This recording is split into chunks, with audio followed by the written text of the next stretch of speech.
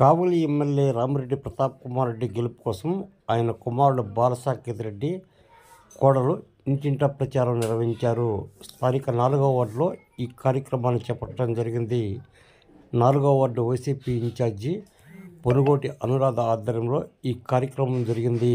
ఈ సందర్భంగా ప్రతి ఇంటికి వెళ్ళి ఈ ప్రాంత గడ్డపై పుట్టిన ప్రతాప్ కుమార్ రెడ్డిని అందరూ ఆదరించాలని కోరారు.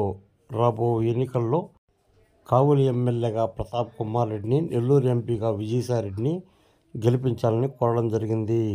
ఈ కార్యక్రమంలో వైసీపీ నేతలు జనిగర్ల మహేంద్ర యాదవ్, రేమాల గోవింద్ రెడ్డి, లేబాకుల విజయకుమార్ రెడ్డి, మాధవరెడ్డి, రామిరెడ్డి బాబుల్ రెడ్డి, కలికి శ్రీహరి రెడ్డితో పాటు పలువురు వైసీపీ నేతలు పాల్గొన్నారు.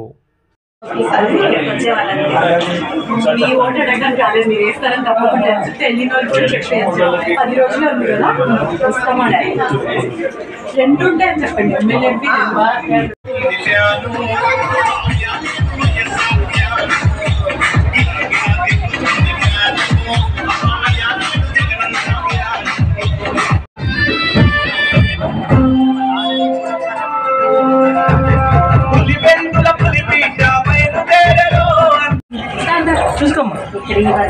నాయకత్వం